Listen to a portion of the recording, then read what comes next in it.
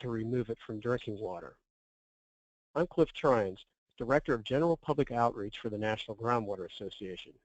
It is my privilege to introduce our presenter, Eric Yeggy, Director of Technical Affairs for the Water Quality Association. Mr. Yeggy has nearly 30 years of experience in environmental testing and water treatment system technologies. In that time, he has gained a wide range of experience in managing quality systems. During the presentation, feel free to type questions in the question box and then hit send. At the conclusion of Eric's presentation, he will answer your questions. So without further delay, I'll turn it over to you, Eric. Thanks, Cliff. So I'm happy to be here today to talk to you about perchlorate. We're going to discuss what it is and where it comes from and how you can protect yourself from perchlorate in your drinking water.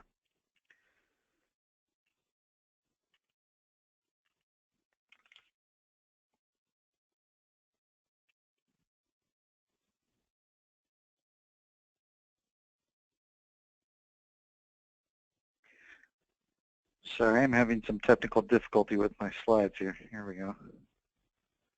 All right, so I promise this will be the only chemistry in my entire presentation, even though I am a chemist. Perchlorate is a naturally occurring and man-made synthetic anion, or a negatively charged ion. Essentially, it consists of a chloride atom surrounded by 4 oxygen atoms. And that leaves one of the oxygens with a negative charge, which makes perchlorate very reactive. Is commonly sold for industrial use in solid forms, which are essentially salts of magnesium, ammonium, potassium, sodium, and lithium. So if you look at the atom there that I have on the left, if you put a positively charged magnesium atom next to it, then you would end up with the salt magnesium perchlorate. So as I mentioned, perchlorates are very reactive, and they can produce explosive chain reactions, which is why they are commonly used in the manufacture of fireworks, explosives, flares, ammunition, and even rocket propellant. Perchlorate is also very soluble and stable and mobile in groundwater, and therefore contamination plumes can be both persistent and extensive. And this is the big problem with perchlorate, is that once it gets into the groundwater, becomes very stable and can move long distances in the aquifer. So what are the risks from perchlorate? Ingestion of perchlorate inhibits the absorption of iodine by the thyroid gland, which results in a condition called hypothyroidism. So some of the symptoms of hypothyroidism include fatigue, weight gain, cold intolerance, muscle aches and cramps, depression or irritability, memory loss. And so if you're like me, you might be thinking, well, this just sounds like, the common things that happen when you get old. And I would agree with you that this list isn't terribly effective for diagnosing anything. A better approach would be to test your water for perchlorate and determine if you have a problem that way. So 2 states have mandated maximum contaminant levels for perchlorate in drinking water. California has established an enforceable limit of 6 micrograms per liter, and Massachusetts has established an enforceable limit of 2 micrograms per liter. And again, these would be enforceable limits for public water supplies. They are not, of course, enforceable on your private well. A federal maximum contaminant level goal has not been established, but the US EPA is taking steps towards the establishment of such a goal. And if you're interested in that sort of thing, I've included here in the slides the link for the latest activity I could find on that. It's a link to a Federal Register where the EPA is announcing that they're forming a board to review the process by which they're going to establish the maximum contaminant level goal for perchlorate.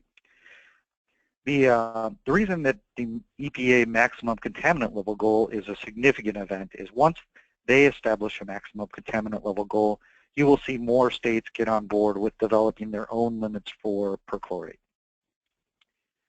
So is my private well at risk?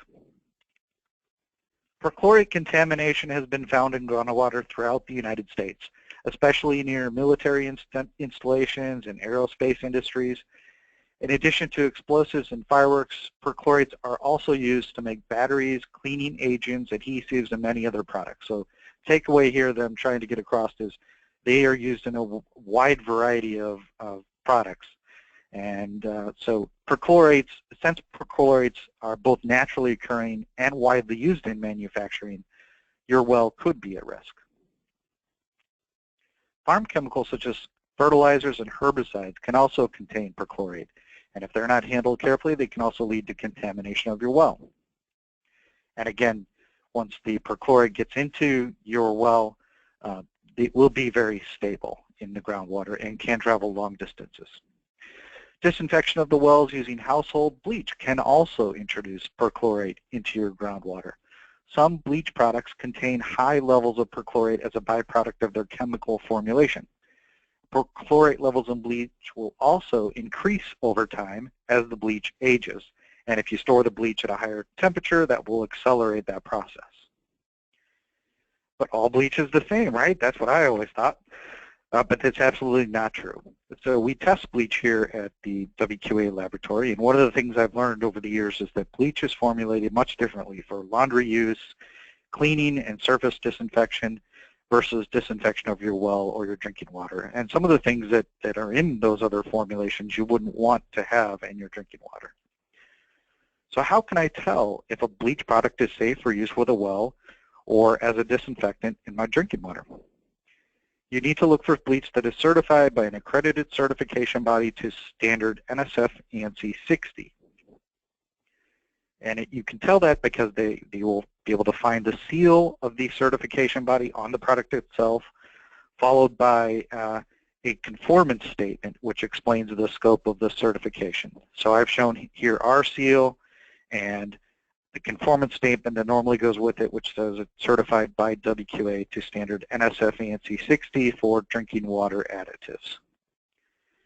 And you need to make sure that the bleach is labeled with an expiration date, and if it's past the expiration date, do not use it. And again, that gets back to the fact that bleach, the perchlorate levels in bleach will increase over time. So if it's past the expiration date, it's not a good idea to be using that bleach for your drinking water or for disinfection of your well. I thought this would be a good point to pause for a minute and talk a little bit about Standard 60 and how it impacts the issue with bleach and perchlorate.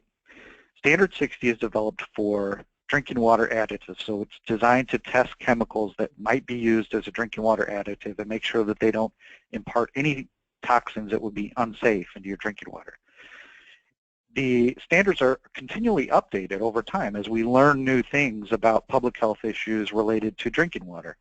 And one of the prior updates was in 2011 for this standard. And in 2011, this standard was specifically updated to include more stringent requirements for bleach relating to the evaluation of the presence of perchlorate.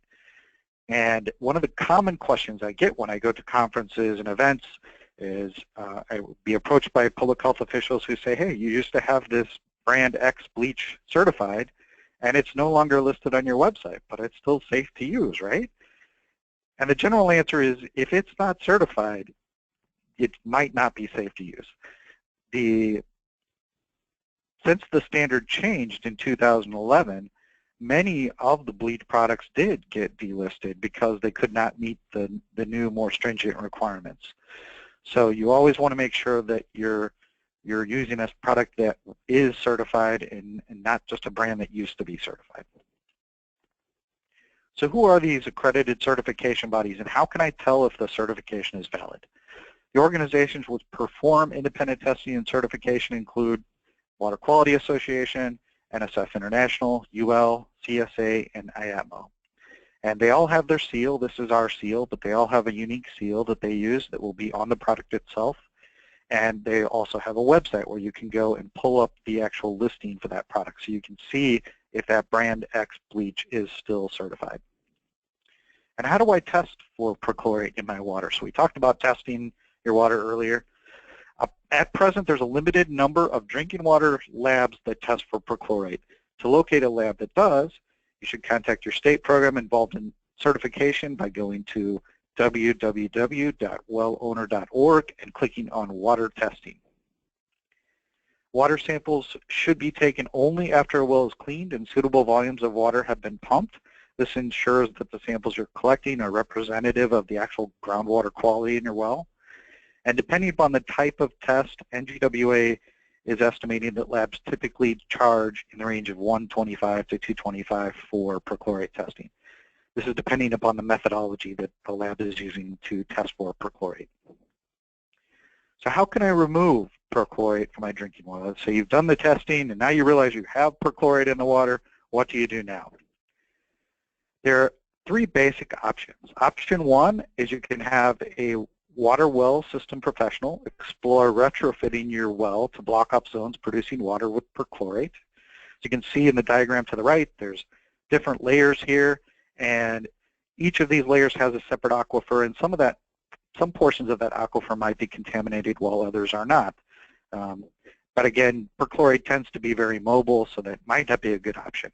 Option two is you could build a new system that isolates the likely perchlorate producing zones, or in other words, you could go to a different aquifer, drill a well into a different aquifer, and hopefully that one won't also be contaminated with perchlorate.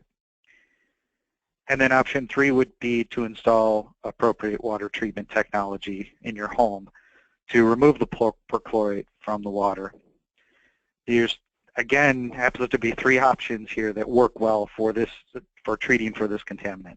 The first one is reverse osmosis, and I've shown below each of these options the actual standards which apply. So again, like we talked about with bleach, there are specific standards that apply to these different technologies. And we use these standards to test these products to make sure that they're not only safe, that they aren't imparting any toxins into the water, but that they actually are doing what they claim to do, that they're performing the way they claim to perform. So the first option here is reverse osmosis, and the second option is distillation, and the third option is anion exchange. And I want to mention that beneath anion exchange, I haven't listed any standards because there really are no standards that measure that evaluate the performance of that technology. There are standards which you could find anion exchange products which are certified to NSF/ANSI 61 for material safety, for example. But that just means that we've tested it to make sure it isn't leaching anything toxic into the water. That doesn't mean we've tested it for performance. But you might find products that are certified to a private protocol, which is developed by the certification body for performance. Or you might find independent testing, and we'll talk about those options a little bit more. So first I wanted to go through what these technologies are and just give you a brief idea of how they work. Reverse osmosis is the first one. These systems pass water through a semi-permeable membrane, leaving the dissolved contaminants behind. So off to the right here, I've shown what an RO system might look like. They generally have three stages because there's a pre-filter and a post-filter which helps polish the water. And they usually are installed under the counter, and then they are plumbed into a separate faucet like this one here, which you would use just for your drinking water or your water that you're going to cook with. The second one, distillation. In distillation, the water is heated until it boils and vaporizes, forming steam. The steam is then fed into a condenser that cools the vapor and converts the water back to a purified liquid form. So I've shown a picture of one off to the right. These are often, floor standing models, fairly large, like this may be the size of a dehumidifier, a little bit bigger. And they can be plumbed in, or they can be ones that just have a tank that you fill, and then it processes the water in that tank as a batch. And then the last one here, anion exchange. This is the exchange of ions of the same charge between an insoluble solid and a solution, in this case water. And it's commonly used in water purification and deionization processes. And this generally comes in the form of a large tank, so maybe a 4-foot tank, and inside of it is a resin which is capturing the anions, including perchlorate.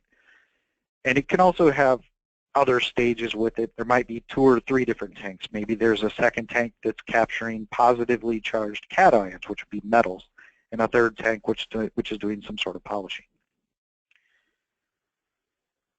To ensure proper removal, NGWA recommends looking for water treatment products which have been certified for the removal of perchlorate by an accredited certification body.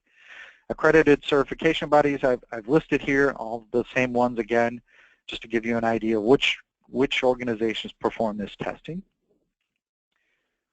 Well, let's talk a little bit more about what goes into the product certification. The certifications are based on these standards, which verify three things: product performance, material safety, and structural integrity. So with product performance, we're looking at, does the product, if it claims to remove perchlorate or lead or magnesium, does it actually remove those? And how well does it remove those? If for material safety, we're looking at the formulation of the product and making sure that the product is not releasing anything toxic, that it either picks up through the manufacturing process or through the actual formulation of the materials that are used in that product itself. And then the last one, structural integrity, just make sure that we are testing it against protocols that make sure it's not going to leak and that it can handle rigorous pressure that would exist in your home, and even things like water hammer, that it won't cause it to crack or break or leak. And then finally, we do factory audits and retesting to ensure that the product does not change in ways that would compromise the performance, safety, or structural integrity. So again, how can I tell if a product is certified? This is kind of a little bit of a review. You look for the seal of the certification body and the conformance statement explaining the scope of the certification. In this case, I've changed the conformance statement to just show you what it might look like for a product like a treatment system instead of a chemical like bleach. So it says here, the RO system is certified by WQA to standard NSF ANSI 58 for performance, material safety, and structural integrity. So wonder if the product you found is not certified, but the manufacturer has independent test data to confirm performance. Oftentimes, for performance claims which are not in high demand or which are only useful in specific geographic areas, the manufacturers might rely on independent testing instead of certification. Or in a case like Anion Exchange, where there is no standard that measures performance, they really have to go to some other option. So some tips in a situation like this. First of all, ask the manufacturer to provide you with a copy of the test report. They're usually happy to do that. And then check that the report was issued by a reputable and independent laboratory, not by the manufacturer's own laboratory. And then third, don't be afraid to contact the laboratory and ask questions about their report or their qualifications. Again, the laboratory will usually be very happy to give you information about the qualifications and their experience. So maybe you'd rather just hire a professional to install the treatment. The Water Quality Association is the only organization in the U.S. that provides training for professionals who select, configure, install, service, and maintain drinking water treatment systems in the consumer's home. To find water treatment professionals in your area and professionals who have completed WQA's professional certification program, you can visit our website and click on the link that I've circled in the bottom right, Find Water Treatment Providers. And this link will allow you to search by both zip code and by state. So some other useful information. Visit the www.wellowner.org to find out more about useful well owner tools, including private well owner hotline, the private well owner tip sheet, more online well owner lessons, free well owner webinars, and then also don't forget to check the website for other online lessons if you have questions like, what should I test my water for? How should I maintain my well? How can I help keep my water safe? What should I do if my well floods? How do I get water treatment? And what should I know about getting a new well? And lastly, we have some information here on upcoming webinars, which we would like to invite you to. On October 6th, there is one on methane, how it gets into the drinking water and how to remove it. October 13th, there is removing iron and manganese to improve water quality in residential wells. October 18th, removing problematic fluoride from residential water wells. And then October 25th, water treatment system maintenance basics. And at this point, Cliff, I will turn it back over to you in case you've gathered any questions during the webinar. All right, we do have some questions, but I encourage people who are watching to type in their questions now. We'll have plenty of time for questions, and quite often some of the most interesting content comes out of the questions themselves. So I'm going to go ahead and throw a question at you there, Eric. First question, will a water softener remove perchlorate? So a lot of people already have water softeners. I guess they're wondering if these things will work to take out perchlorate. Sure. A water softener would not take out perchlorate. This is a common misconception because they both work on the technology of ion exchange. They're both working to exchange ions in the tank and pull them out of your water. The difference, though, is that a water softener is working on the principle of cation exchange. So it's removing positively charged cations like calcium, magnesium, radiologicals, even lead. But it wouldn't remove the negatively charged anions like perchlorate. Okay, thanks. We have some questions relating to bleach and well disinfection. So the first one, so I think you might have to repeat some of what you said, but the question is, are any of the bleaches sold at my typical grocery store usable in my water well? There should be, I mean, I don't know about your local store, but definitely there are many bleaches which are certified to NSF ANSI standard 60, which is the standard that we use to determine whether a chemical is safe as a drinking water additive. So if you look for any bleach product which is certified by one of those certification bodies to standard 60, that would be the ones that are safe. And you should be able to find some of those in your local grocery store or department store. Okay, thank you. I have a question about, well, it says, how do I disinfect my well? So I'm wondering if the questioner is thinking if bleach is problematic, how do I disinfect my well? What would you recommend there?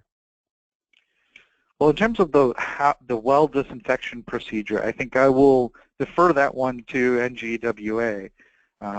Certainly you would want to use a certified bleach if you are using bleach, but I don't mean to imply that bleach cannot be used to disinfect your well. It's just that you need to make sure that you're using a bleach product that is actually formulated to be safe as a drinking water additive. In other words, it is certified to standard 60. Yeah. I can go ahead and address that a little bit. The National Groundwater Association, we represent professionals in the groundwater industry, including water well contractors, and my job is to help educate the public about some of these basic issues, including well disinfection. The National Groundwater Association does not recommend that people disinfect well owners disinfect their own wells.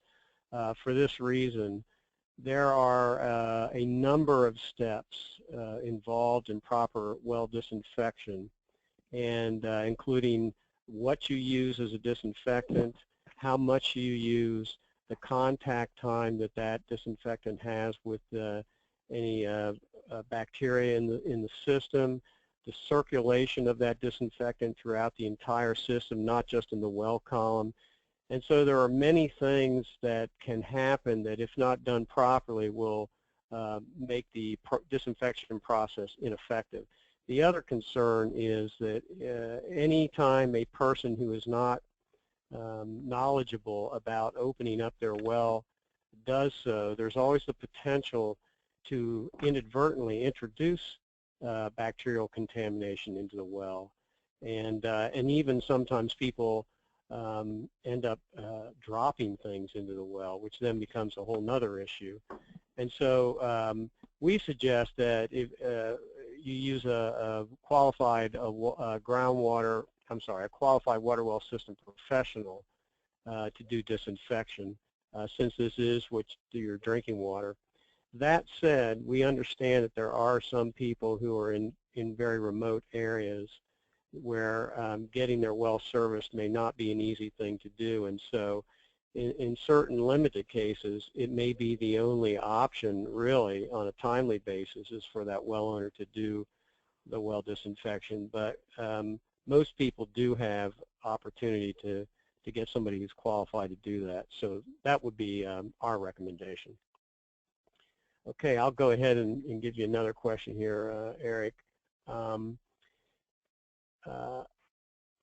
Well, you mentioned, it says you mentioned NSF, ANSI 60 and then the 58, these standards.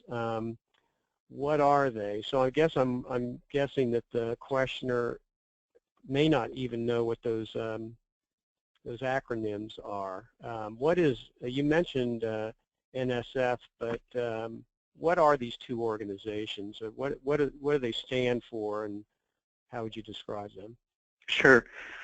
The first one, ANSI, the American National Standards Institute, they are the organization in the United States which accredits the companies and organizations who write standards and who provide certifications. So they accredit WQA, for example, as a certification body, and some certification bodies, such as NSF International, are also accredited as a standard development organization. So in other words, they put resources into developing the standards through a collaborative process, and that whole process that they use to develop those standards is accredited by the American National Standards Institute. And they basically are looking to make sure that the process is both rigorous and fair, and that all the different stakeholders who have input on that get input on what requirements go into the standard. So they make sure that the public health officials, for example, are part of that process so that the standards that we end up with are protective of public health. So I think that's who ANSI is, and then of course NSF is another certification body just like WQA, but they also write standards as well and are accredited as a standard development organization. Okay, thanks.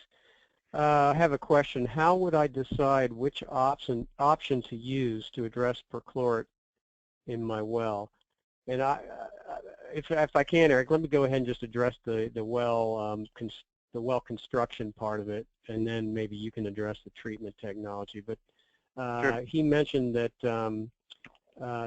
quite often with groundwater contaminants, a well can be an existing well can be retrofitted to block off the zones that in which that produce water that has a problem in it, like perchlorate or arsenic or something of that nature.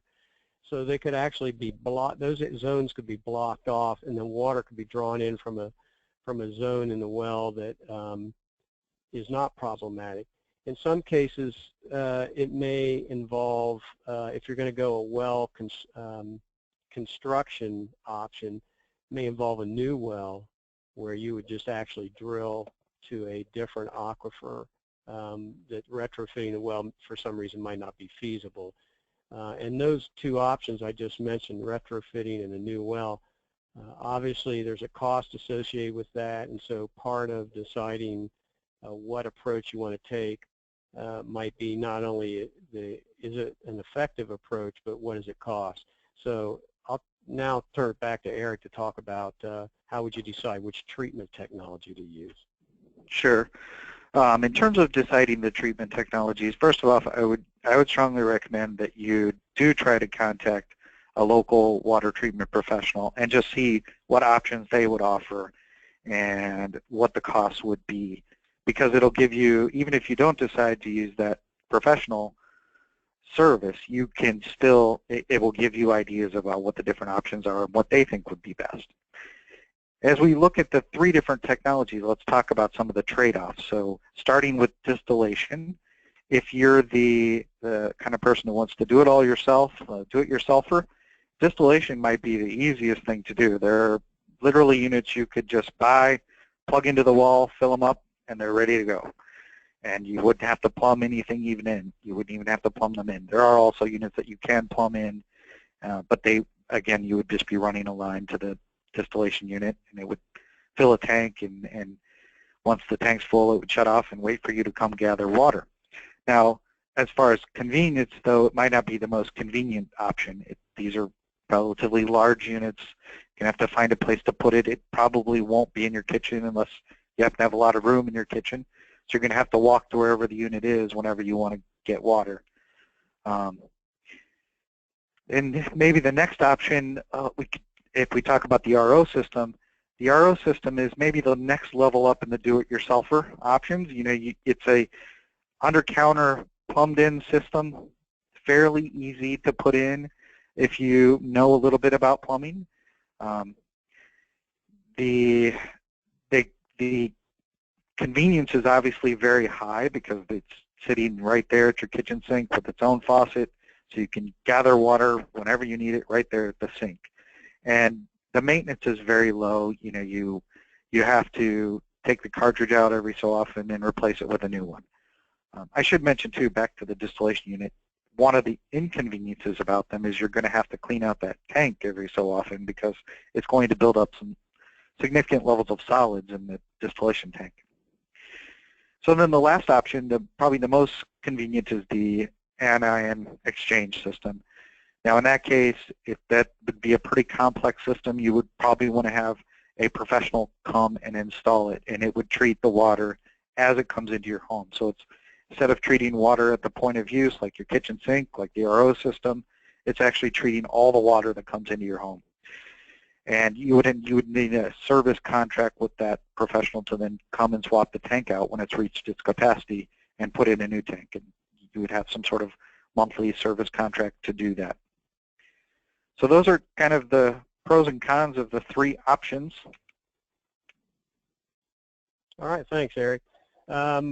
We have a good practical question that I want to answer right now. The question was, are we going to be able to get a handout of this presentation after the webinar? And yes, you have a place where you can click on handout and download it.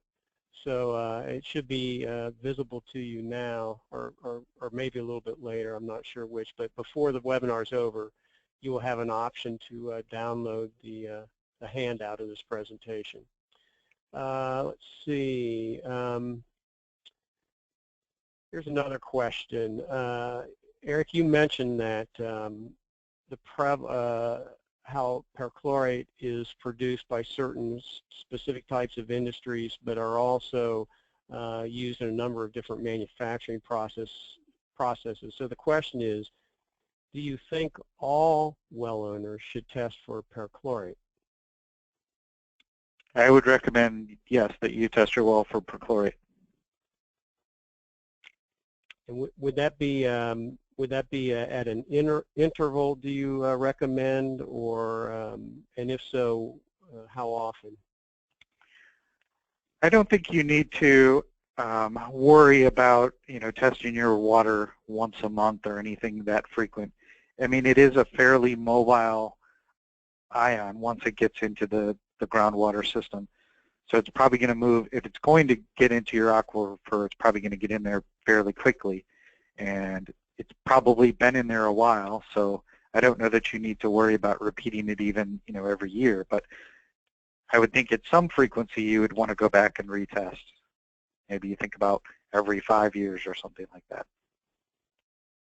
Okay, so it's not an annual thing, but at some longer interval, just to make sure it hasn't appeared or reappeared. Okay. Mm-hmm. I mean, if you look at what we do on the public water supply, we don't necessarily test for all the different contaminants once a year or even once a month. A lot of them, especially the inorganics and some of the pesticides and herbicides, they might not get tested more frequently than, say, once every 3 years or once every 5 years, depending upon the state and the size of the community and whether or not they've found any of those contaminants in their system in the past. So you could kind of take some examples from that sort of thinking and look at maybe a 3-year testing or a 5-year testing. Okay, thanks. Next question, why have only California and Massachusetts set contaminant levels for perchlorate? I think you mentioned that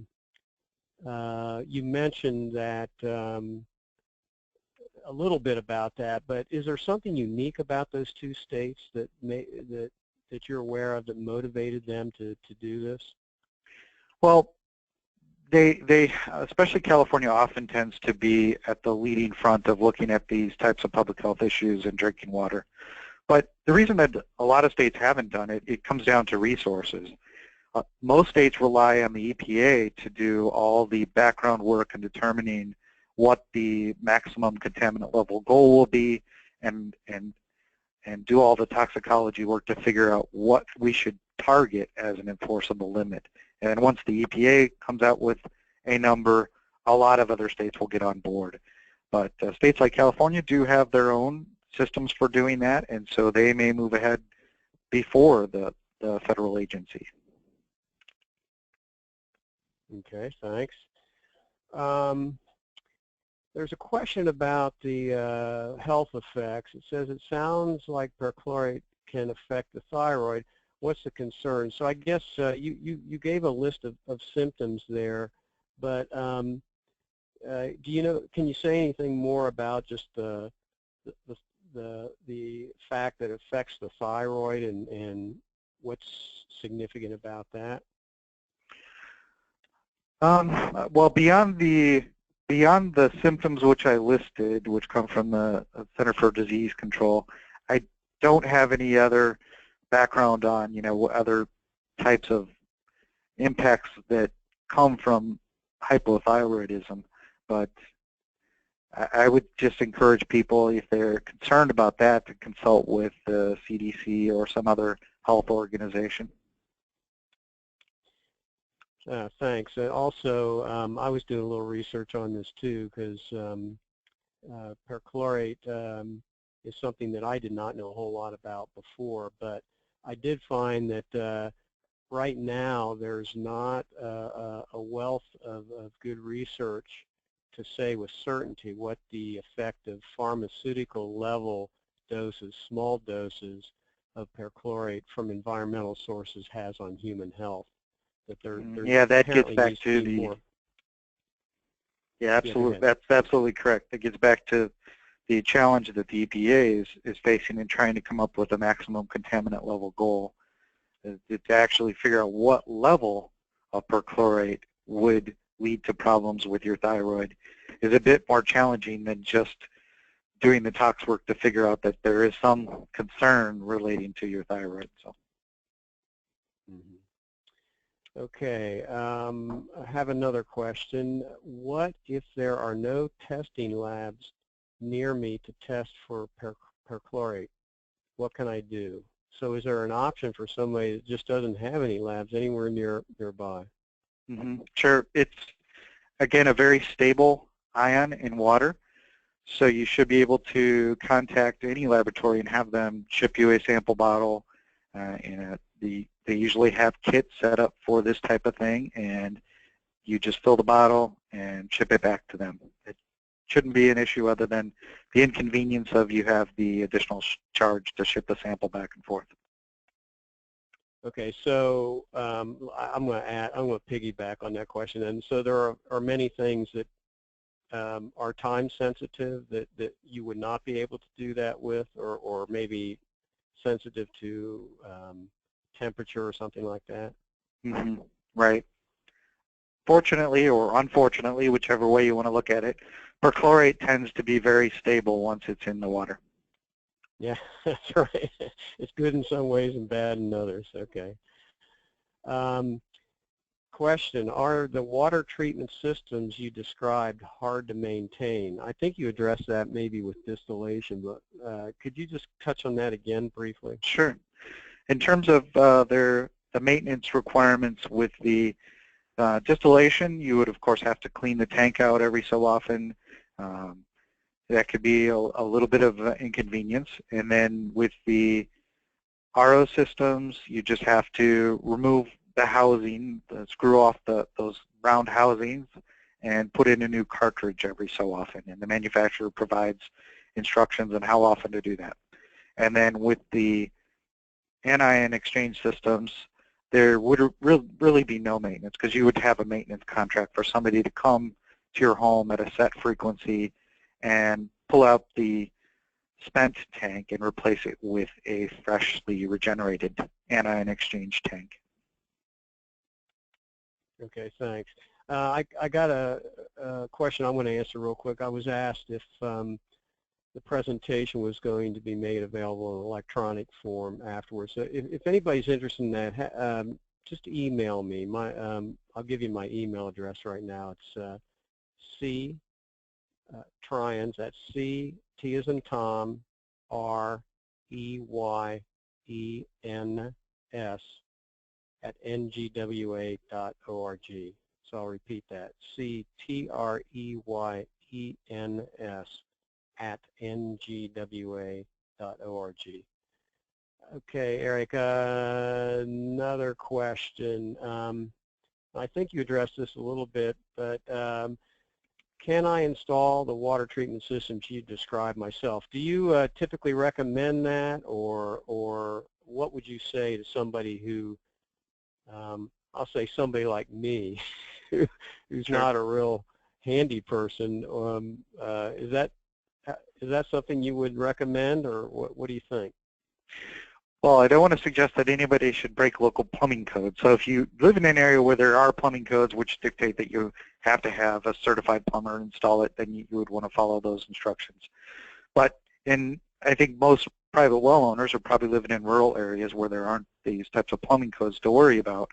In terms of ease of installation, again, you can purchase distillation systems that operate based on a batch process. So you just fill a tank yourself and plug it in, and it processes all the water in that tank and turns it into clean water for you. So that would certainly be easiest to install because you're literally just buying it, bringing it home, plugging it in. The RO systems are fairly easy to install, but again, maybe that's the next level up because you do have some plumbing that's necessary. You have to plumb it in under your sink.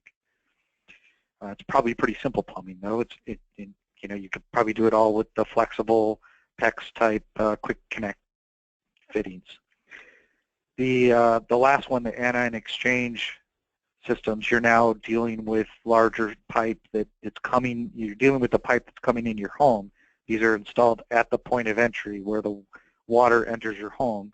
So you're dealing now with much larger pipe, and you have a lot more issues to worry about with that. So I would say at that point you probably want to get a professional to come install that system. And also you're going to need a professional anyway with the anion systems. You're going to need a water treatment professional to come and trade the tank out every so often. They're going to have to calculate what your water usage is in your home and determine the capacity, based on the capacity of that tank, how often they have to come back and replace it. Okay. I want to encourage people, if you have questions, to type them in right now. We're down to our last question in the pipeline, so if you have a question, please post it right now. So we have the remaining question I have right now is, how much do these water treatment systems cost? So what can you say about range of cost for these three different technologies? Sure. Unfortunately, Cliff, I actually cannot say anything about cost because as part of the Water Quality Association, I'm strictly bound to not discuss pricing issues because of antitrust concerns. Well, that answers that, I guess. All I could do is refer people to the water treatment professionals. They could definitely give you competitive quotes if you go to that link where you can find a professional. That would give you some idea of all the different costs. Okay, thanks. Also, you should be able to download that handout. If you go to your viewers, if you go to your little panel there, there's a place to download the handout, so you can go ahead and do that now.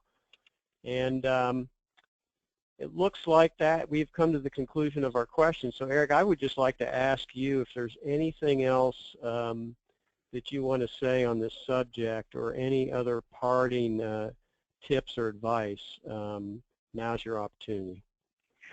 But I would just like to thank you for inviting me to come speak with everybody about the issue of perchlorate. I think there's a lot of these types of different contaminants that are coming up, and it's good to see that people are paying attention to them and looking for these things and trying to prevent them from getting into their drinking water, or at least taking action when they find them in their drinking water.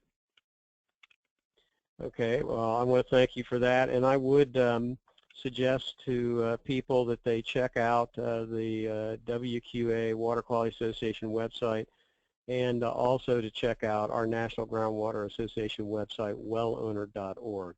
They're both great resources with lots of useful, practical information for the homeowners. So with that, we will call this webinar to a close. I want to thank everybody who participated. Thank you, Eric, and thank you, viewers. And we wish you a good afternoon. Thank you. Thanks, Cliff.